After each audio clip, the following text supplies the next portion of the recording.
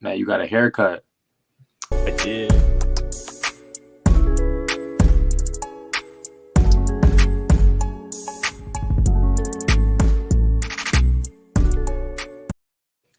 All right, everybody, we are back. It is Tape Don't Lie.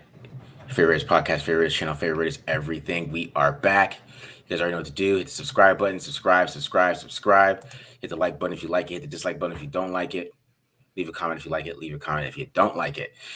Also follow us on Twitter at @DMarkJohnNFL for me, at BD Williams 18 for BD, at MHolder95 for Matt, and also Panda Supplements, discount code TDL 35% off. Go ahead and make sure you guys do that. TDL 35% off. All right, so another heartbreaking loss, another blown lead.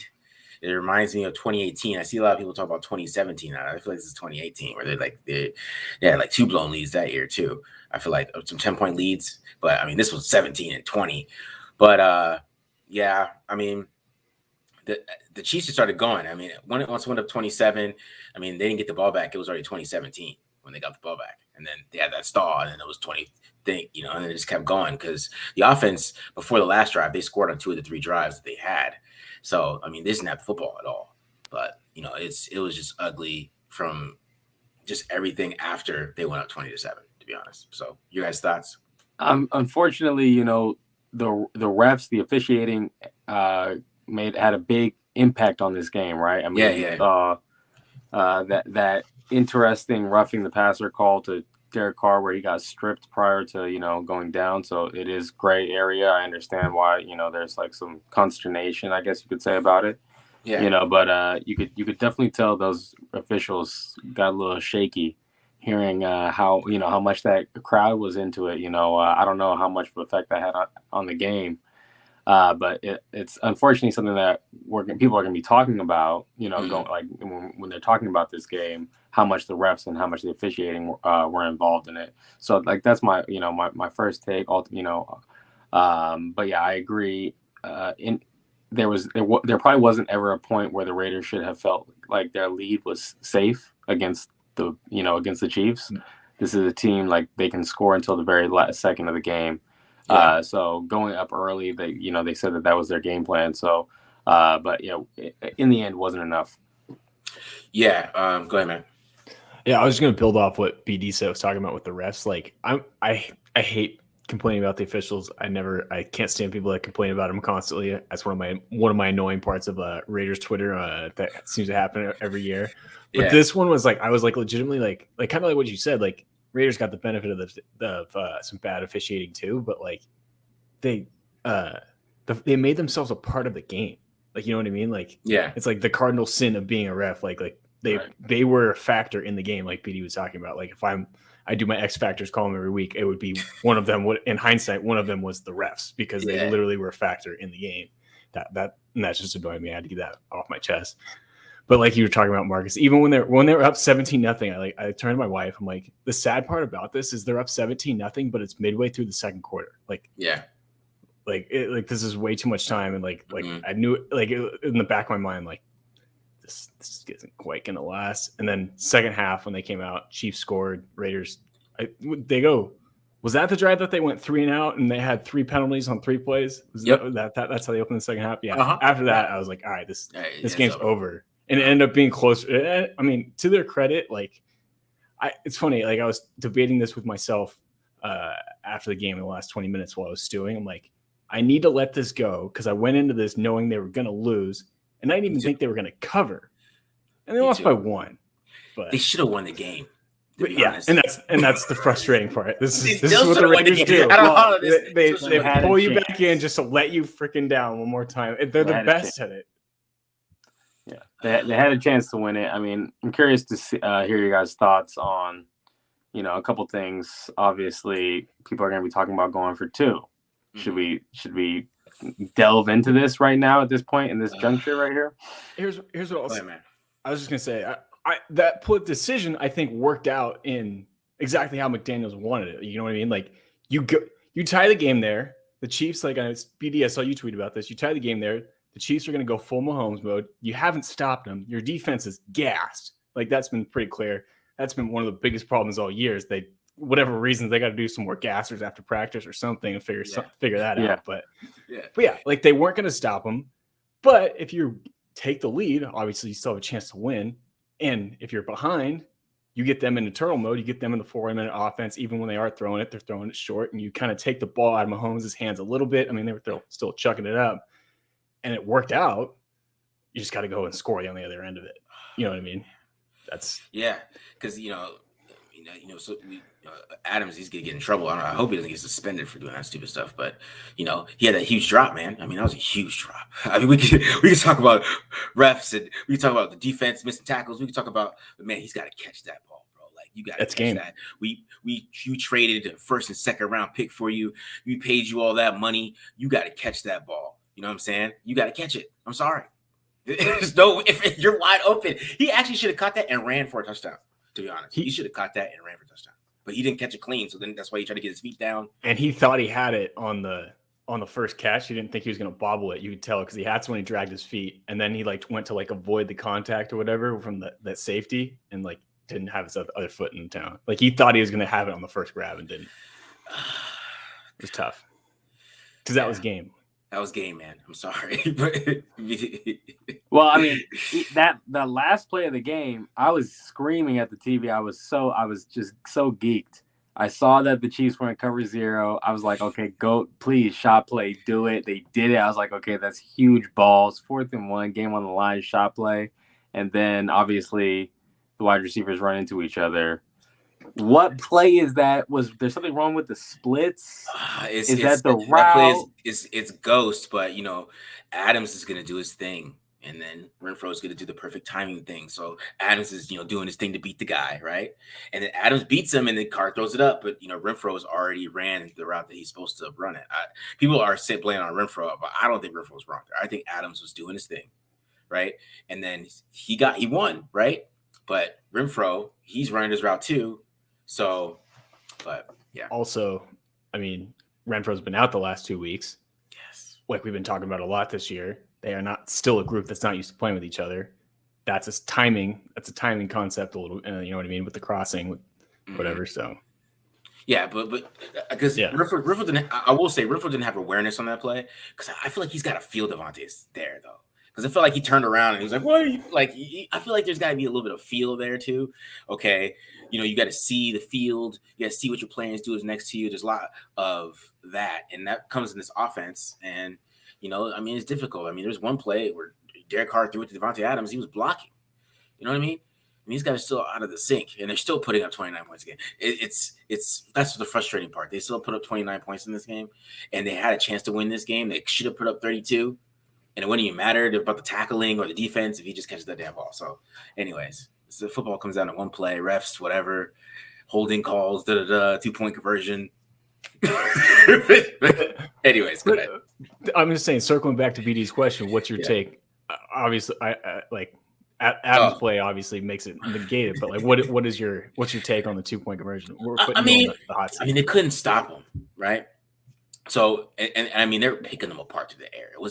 They weren't running the ball. I mean, so you put them in the 4-minute situation when you do that, or you take the lead. I didn't like the play call. I didn't like them running the ball there. I know you've been running all game, but you gotta have a factor that they're thinking that too, that you're gonna run the ball.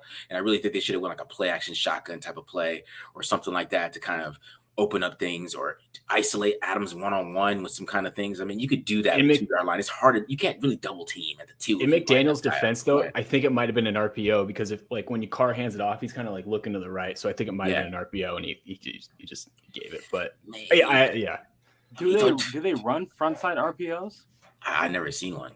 I haven't seen it yet. I was just going off what I saw from the broadcast. I don't know. Maybe it might be. I mean, it's updated offense. I'm not gonna say that, but yeah, man. I mean, they ran speed op out of under the center, so. Mm-hmm. Yeah. Speed option would have been a great call in that last play too. If they checked into a speed option versus cover 0, that would have been a great call too. But yeah, that would have been an incredible way to win it though. That would have won the game. It would have won the game. But I know some people wanted them to run the ball. But my thing is you they run the sent ball. The house. Yeah, they sent the house. that was the right play call. That was the right thing. If you're saying, oh, they should have run it, no, that was the right thing to do. They did the right Derek thing. Carr got killed as he threw the ball. Yeah. They weren't gaining any yards on the ground. No. Oh, I mean, unless they like ran a screen or something. You know that play. You know that play in Madden, engage 8. That engage 8 play in Madden. That's what they ran on defense. So you got to throw it. Adams was about to be wide open too, but like, oh man, he should have got the other ball. That's kind of where I'm at with this game. But I mean, the defense. Let's talk about defense a little bit. I mean, you know, I know. Oh, Josh Jacobs. Josh Jacobs had another great game. I thought he was awesome this game. I thought Derek Carr played well overall too. I thought he had a good game. You know, we saw more of playmaker Carr. We saw some of the little boneheaded things like the potential groundings. Like he thought he could outrun somebody and then realized he's not that fast. Right. And he threw the ball away. So some of that stuff. And that's why I'm like, just check it down, bro. Sometimes just check it down. I know you think you're athletic, but people want you to be. But that time, just throw to Jacobs, get 3 yards. You know, we don't have to go back more 5. But anyways, I thought he played well overall. That was some great throws he had at the end of the game. And you know, so I mean, the offensive they still looked pretty good. It's just they're still out of sync, and you know, this offense is complex as hell. I mean, they're running into each other at the end of the game. So, but on to the defense. Let's go. No Darren Waller for most of the game. Yeah, you know, Jesper Horsted out there holding it down. Let's go, Jesper. You know, Princeton baby. Yeah. But Horsted made a contested catch. Yeah, he did. He had 3 grabs tonight. 3 grabs. Okay. There was one that was like double coverage. He got hit while he was catching it. I was like, yeah, that's what tight end looks like, baby. There we go. But yeah, okay, let's get over to the defense. So obviously Max Crosby, Chandler Jones. If you were hating on Chandler Jones, okay, I hope that we can, you know, come to an agreement after we break this tape down that he has stuff left in the tank. He was a huge factor. He was very disruptive, especially in the first half of this game. Obviously, Max Crosby was extremely disruptive as well. But, you know, Nate Hobbs had a tough game. You know, just from the broadcast, I could tell he was really getting tested, and he was giving up quite a few catches in coverage. I know that he got hurt at one point. There was a couple missed tackles in there. He's probably banged up, you know. But Nate Hobbs probably had his worst game as a pro. I would be willing to bet. And it came at a tough time. It came, you know, against the Chiefs. That's the worst time to have it. But Devon Diablo, I think, has improved so far. I think that he took a big step. I know that there's a couple instances where people are blaming him, but yeah, even if that's the case, he's given up those all year. But there were some instances where I saw him making some plays in coverage that were resulting in incompletions. He's definitely taken a step forward. So at least a little bit encouraging for Devon Diablo. Yeah.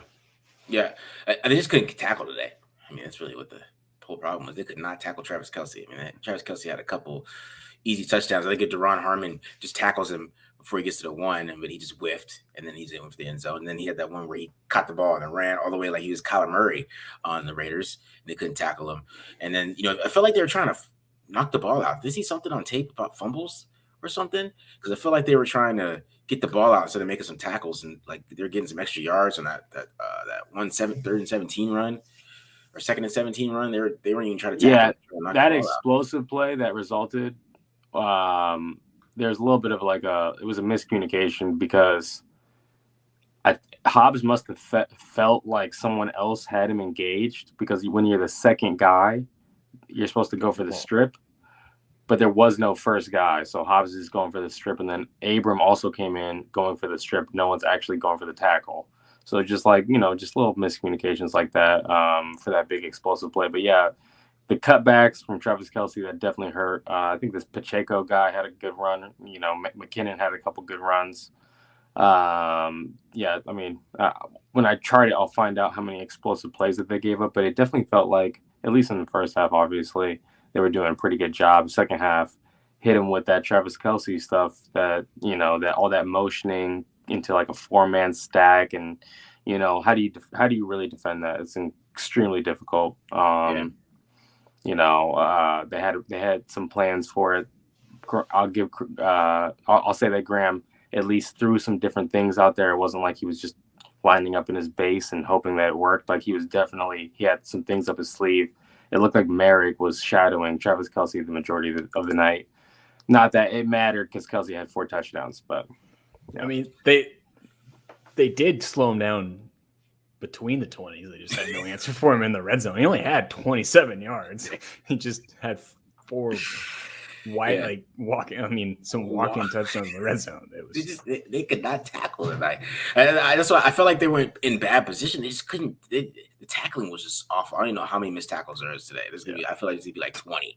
Or like on every single stat analytical thing you're gonna see. I feel like it's gonna be crazy because I really feel like that was the biggest issue they had was that they could not tackle anybody. They couldn't get any soul. They could, and then in the second half they didn't get much pass rush. They have no interior pass rush, man. I don't know what they're gonna do.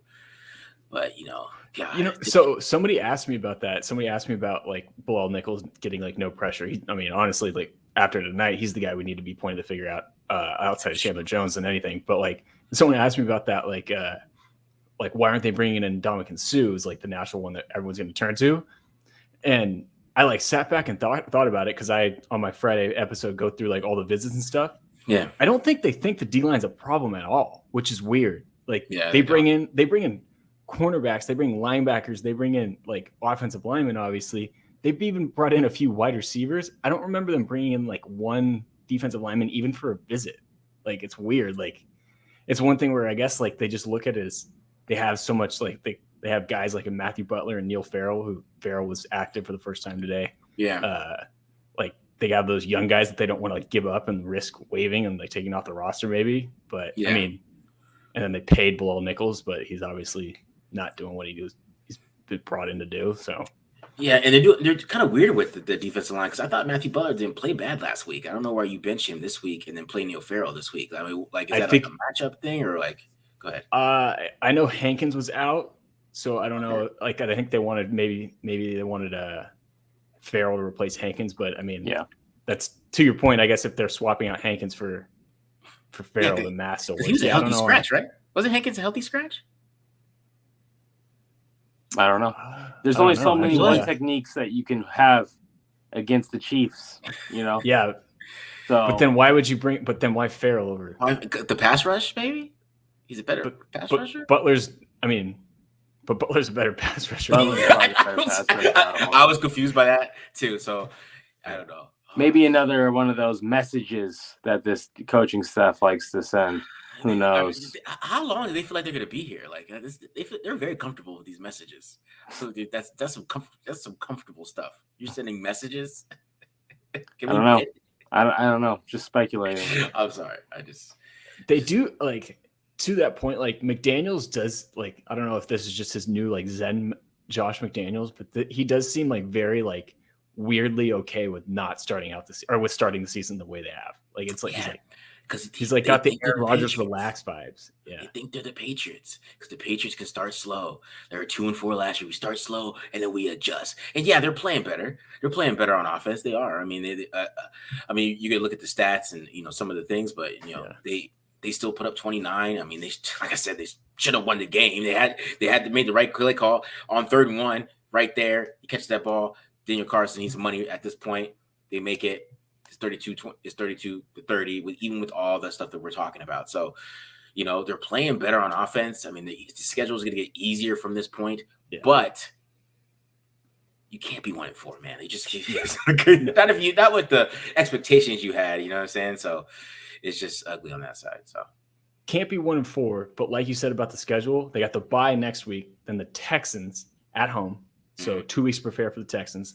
Yes. They lose the Texans, I'm going to be singing a different tune. They lose the Texans, we're running draft film instead of instant reactions. But that game, stop the run, stop Dameon Pierce. That's all you. Yeah. That's the whole game plan. You won't see me. Here. Yeah, we're done. Then they go at the Saints. Peace, Vox Media. It was cool. It was cool, Vox. That's it for me. Go ahead, Matt. I was gonna say it. And then they go at the Saints, struggling a little bit. Okay, yeah. At Jags. Again, struggling. Tough going to be on the back-to-back on the road. Colts struggling again. Broncos already beat the Broncos. I mean, and then they take the Seahawks. I mean, they could go on a run. With the schedule, and then they take on the Chargers. So what is that? Yes. So they could go on a run. but right now the margin for error is extremely slim. Yeah. Right. I mean, essentially, if we're talking about playoffs or something like that, they'd have to probably like only lose like one or two more games for the rest of the year. They've dug themselves such a big hole. Yeah, the offense is starting to like click. It's starting to like look better, right? Yeah. But after a while, guys are just not going to be coming to work with the same enthusiasm. You know what I mean? Like if you're 1-5, 2-7 or something like that, like how good is the offense going to look when you already know you're not going anywhere, right? Exactly. So I'm a little worried that they're going to be able to keep like whatever gains we've seen the offense make. I'm a little worried that they're going to be able to keep that up to going forward if they keep on losing like this. Where's the incentive? Yeah, because I mean, football is a game of luck.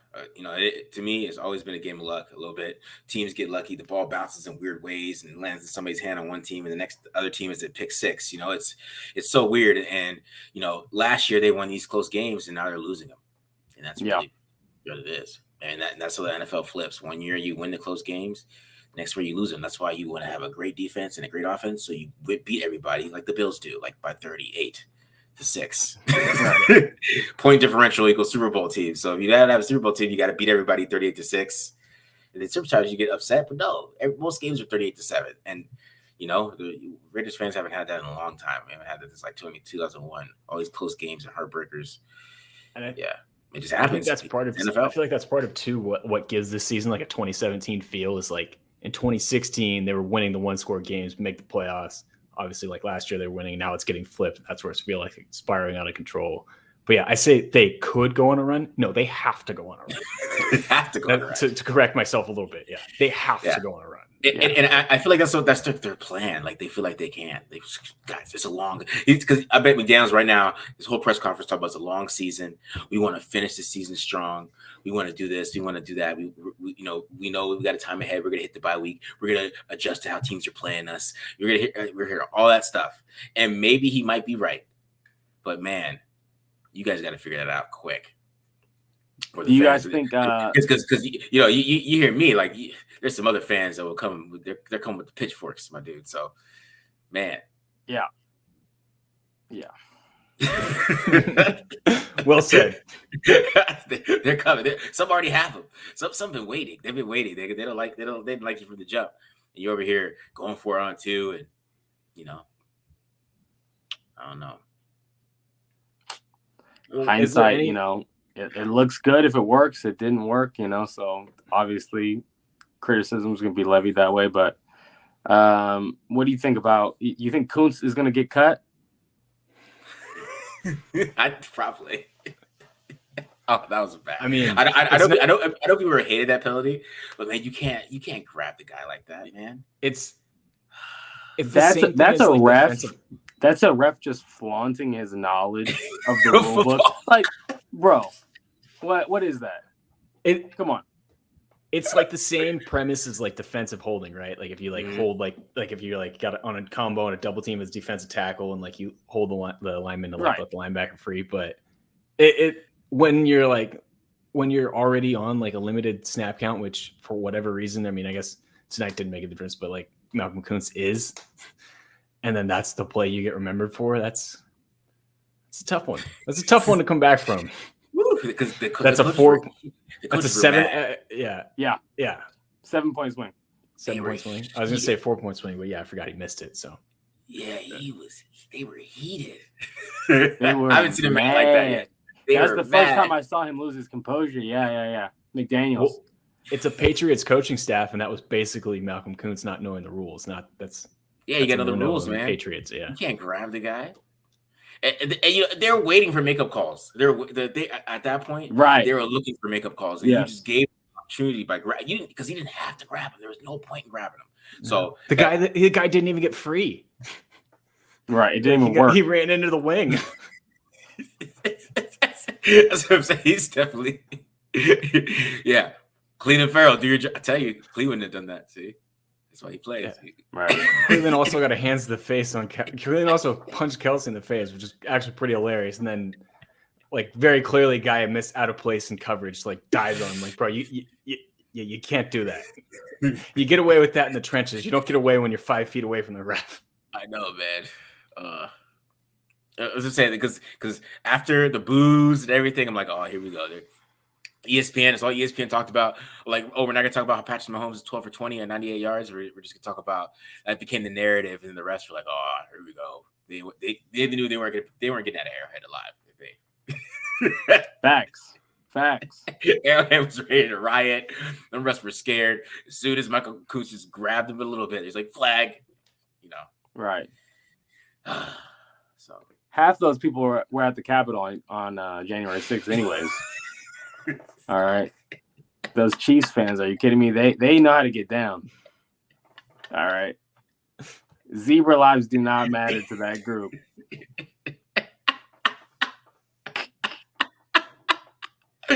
Oh man. Oh. Hey man, I mean that's Chiefs fans. Anyways, all right, guys. So Raiders lose. You just have to catch the ball, man. I feel like it's kind of like I feel like that should be the conversation. It's like all this happens. Oh, it's cool. Yeah, but it's just like first round. We could have drafted a guard in first round. It's like guard would have made that catch. He would have made the catch, but I don't know. Maybe they got a good block earlier. Yeah, you know what I'm saying. That was like time they should. I don't know. I'm just saying.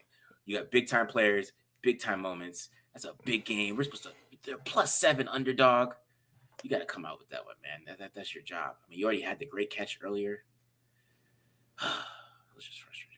I mean, that was a tough one. There was some level of difficulty there on that catch, I'd say, but honestly, it had to go. It had to go all the way down to the wire in order to beat the Chiefs, and the Chiefs made one more play in the end. So, and there was a couple opportunities where the Raiders could have won it, but it is what it is.